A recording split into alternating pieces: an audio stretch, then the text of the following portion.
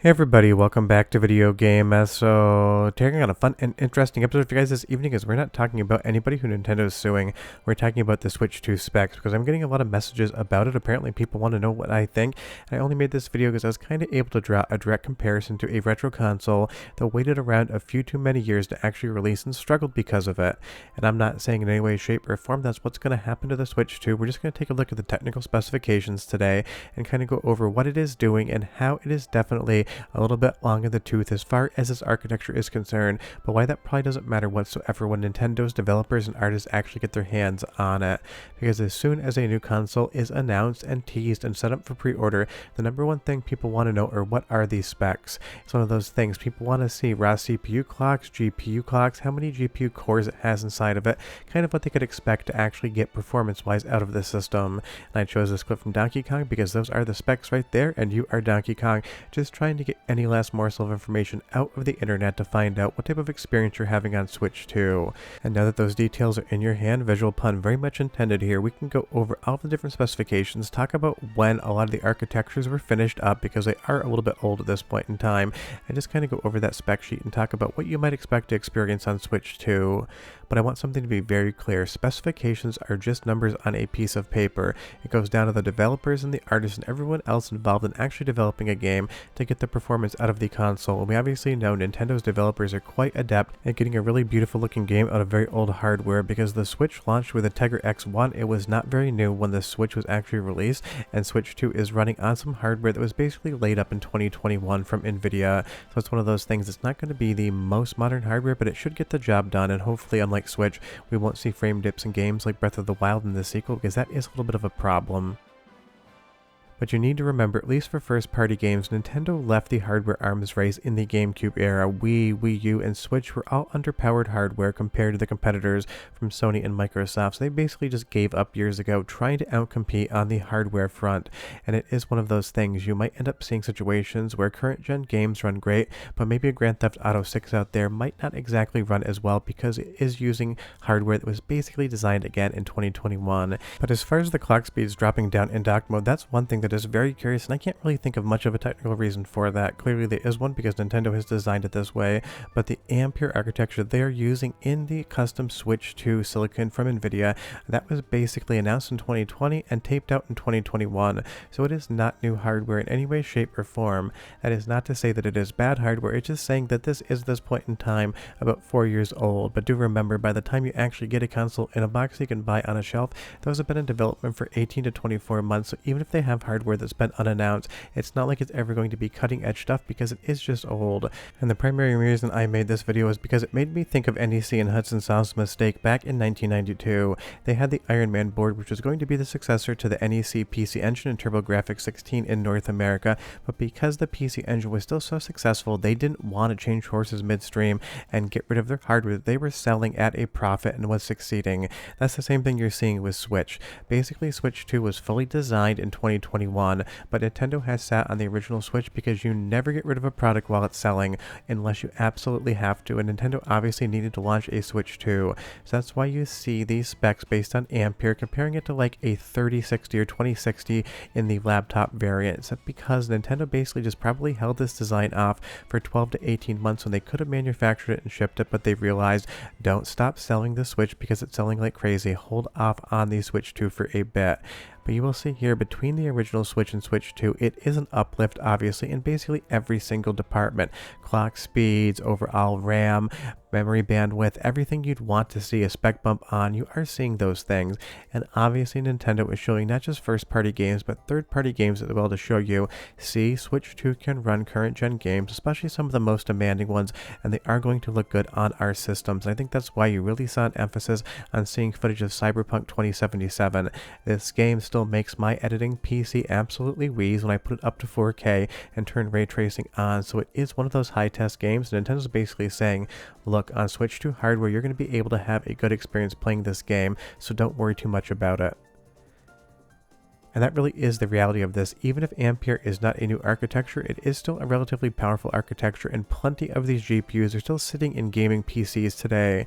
Leave me a comment down below and let me know what you're using, but I'm using a 3080 Ti for most of my rendering. It's one of those things I haven't really felt the need to upgrade the card because the new 50 series maybe is only like a 5 to 10% uplift in overall render times for what I've seen on paper, so it really isn't worth the amount of money I would have to pay to get that improved time. And I think that's what Nintendo's looking at here as well.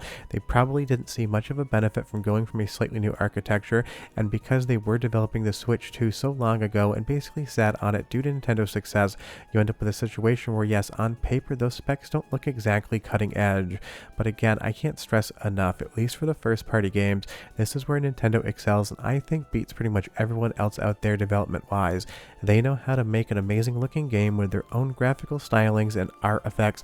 It's just one of those things. Every single time they make something, it looks stunning, and no one really complains about bad graphics in a first party Nintendo game, aside maybe some of the most recent Pokemon ones. Those have been a little bit ugly on Switch if I am being honest, but that is the reality of specs. They are only numbers that you can correlate to potential performance, but these are also constraints. In the same way that when I hand my college students, when I was a college professor, a cinema camera, they don't really know how to get anything out of it, even if the specs are massively high.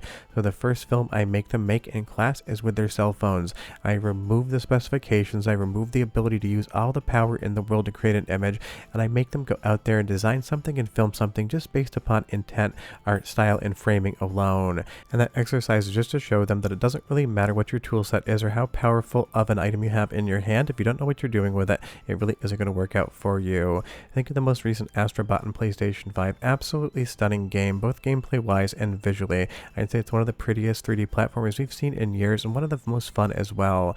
But Nintendo can make something that excels just like this, even if they have inferior hardware on paper. I'm sure you will see a 3D platformer on Switch 2 that'll absolutely rival Astrobot, both in art design as well as just straight up fun. And that is Nintendo to a T. They don't need to have the most powerful system to make some of the best games in their genre. They always do their own thing. So it doesn't really matter if this is based off something that is very similar to an RTX 2050 in a mobile variant. It's what the artist and the developers do with that tool set that really is going to matter. And again, that's why I use that camera comparison. Another one is you could hand a musician who knows a guitar like the back of his hand a $50 guitar, and they'd get a sound out of it that somebody who had no idea how to play guitar couldn't get out of a $10,000 guitar. But now in bummer spec news, unfortunately VRR or variable refresh rate is not coming to Switch 2 in docked mode, it is only in handheld mode. So Nintendo published the wrong specs in the wrong place, and VRR support for your televisions isn't going to happen, which is a very weird omission, but honestly, it's one of those things. Maybe Nintendo's expecting not to be able to hit that lock 60 in some games in handheld mode, so they have variable refresh rate on that panel just to make sure that you get a good experience out of it. Now the flip side of this coin is obviously I'm advocating for Nintendo here and their art design and their overall ethos when it comes to developing games, but the question really is what's going to happen in year 7 or year 8 when it comes to the Nintendo Switch 2, because very often we see situations where Nintendo comes out with a little bit underpowered hardware, but then it lives such a long lifespan. Like Switch, some of the later games just absolutely pushing at the hardware too hard. Just think about the most recent Legend of Zelda Tears of the Kingdom. In my playthrough with my wife on the couch on Switch, that game would absolutely slideshow in the wrong scenarios, and that was definitely a bummer and took away a little bit from the gameplay experience. But that is just what Nintendo does. They left the hardware arms race in the GameCube era, and then Wii U, and Switch were definitely running a little bit under power-wise compared to all the competitors on the market from Sony and Microsoft. But that has worked out for Nintendo because they've just had hit after hit in games. Sure, something like the Wii U was definitely a flop as far as sales were concerned, but it looked pretty, and Nintendo made some of their best games on there that they ported over to Switch, and I assume will probably even port over to Switch too.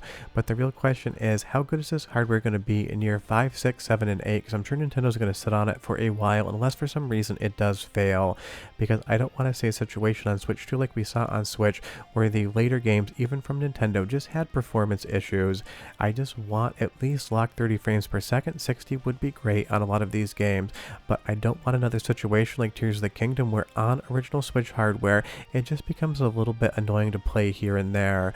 But that is the thing. We have have to wait and see. It's going to be a long-term test, and it's one of those things, just because the Switch 2 specs don't live up to modern consoles from Microsoft and Sony, doesn't mean it's not going to be an incredible experience. But I love that you guys want to know what I think on this one, and I was able to tie it into the PCFX, a console that was designed and finished and then held off because the original console, in this comparison, the Switch, was selling so well they didn't want to jump off and do something different.